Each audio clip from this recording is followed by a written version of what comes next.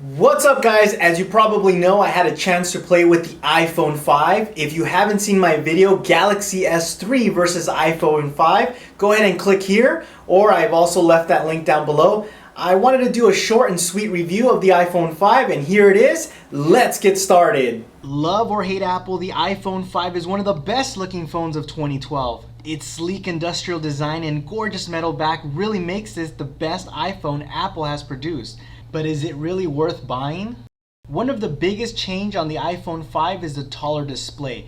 Measuring in at 4 inches, it's still considered small compared to other phones that are available in the market today.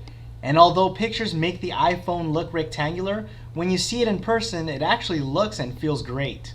It is a welcome upgrade for those that will buy the new iPhone, but don't jump with joy yet, as there are still many apps that haven't been optimized to take advantage of the new screen real estate.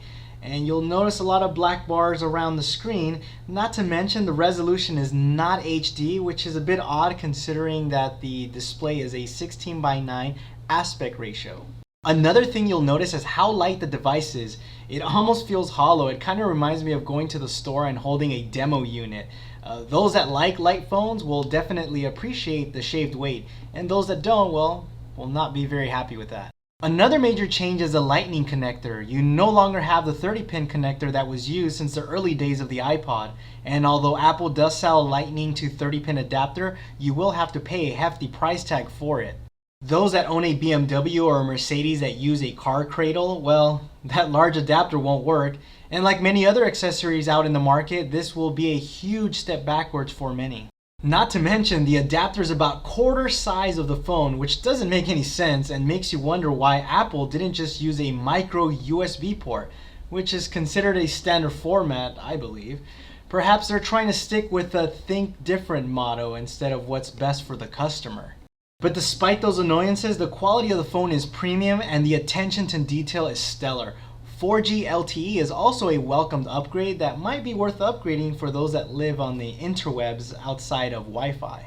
Unfortunately though, the same can't be said about the software. iOS6 is Apple's latest operating system, and although the performance does feel faster, iOS is just dated and boring. It doesn't have the same curve appeal or features and functionality like its major competitor, Android. One of the things you will notice is the addition of another row of icons. Everything looks cluttered and there's really no customization. It really takes away from the beautiful hardware that Apple has designed, and you would almost wish that they would pay more attention to detail on the software side as much as they did on the hardware. It's almost like driving a Ferrari with a Toyota interior. Sure, it looks fantastic from the outside, but once you get inside and use it, you realize how things just don't work like they should, questioning Apple's cliche of, "it just works." You shouldn't have to load the calendar app to see your appointments or load Facebook to see the latest news feeds. This is where Apple's OS development has gone stale, and it's definitely showing. In fact, most of what Apple calls new features are things that were available on Android since 2010. Some features they actually removed. For example, Google Maps is no longer the default mapping system. Instead, they replaced it with their own maps, which, let's just say, it's been a rocky start. I think it would be more appropriate to say Apple's Maps is still in alpha stage rather than beta. This is probably the biggest step back in Apple's iPhone 5 and will deter some people from buying or even upgrading to iOS 6. But even with that being said, where Apple shines is that it controls the hardware and the software. They provide a balanced experience that can't be matched. So is the iPhone 5 worth buying or upgrading? This really depends on where you fall as a user and how you plan to use the phone. If you already enjoy the Apple ecosystem, then you really won't be disappointed as not much has changed and you pretty much know what to expect. Now, if you're thinking of upgrading from the iPhone 4S, the larger screen and LTE are perhaps the biggest reasons you would want to. However, if you're always connected to Wi-Fi and love your screen size now, then it's not really worth the upgrade. If you're a new-time buyer and have never owned a smartphone before, I would say this is a good start. But if you're looking for a more intuitive user interface that offers more freedom, more flexibility, less obtrusive, is more open, and allows you to take full control of your phone, the iPhone is not for you. So what did you guys think of the review? What do you think of the iPhone 5? Quite frankly, I think that Apple really needs to rethink this whole battle with Google. The fact that they took away Maps and also YouTube, well, YouTube was actually a good thing because now Google has control, but Maps was really a bad idea. The iPhone has always been a balanced phone in my opinion. It doesn't have the latest and greatest features like Android and some other operating systems out there, but the thing that would make the iPhone really desirable to the masses is that it's a balanced phone. You get a phone that is equally good in hardware, and also from the software point of view, it's actually not bad. It runs really well, but now things have changed.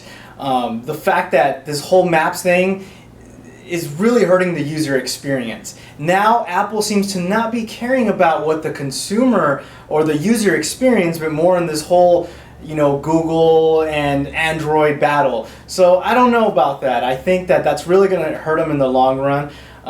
Hopefully they can work things out. I think at the end of the day, if they actually were more open to ideas and working better with Google, they probably have a better chance of getting more people on board to their phones. This whole 5 million sales, people may think that that's really great, but you have to think about it also. iPhone is now available with more carriers, which when you look at the data, back in the day it was only available in AT&T. So really the numbers are not that great for a brand new phone release. So what's going to happen with Apple? They really need to think about what they need to do with iOS. I think that they should concentrate more on iOS, put all of their eggs in their basket in iOS, and make it an awesome system. Hardware-wise, guys, they have that down. I think that they could stick with that design, maybe make it a little bit bigger, which probably will never happen, and they should be okay. But anyhow, guys, I hope you guys enjoyed the video. Let me know your thoughts. Leave your comments down below. If you like what you see, please subscribe to my channel. New video every week. Videos. As you guys can see, I'm releasing multiple videos every week. And if you want to see or want to follow me, what I'm doing, go ahead and subscribe to Twitter. I left those links down below. Google Plus also.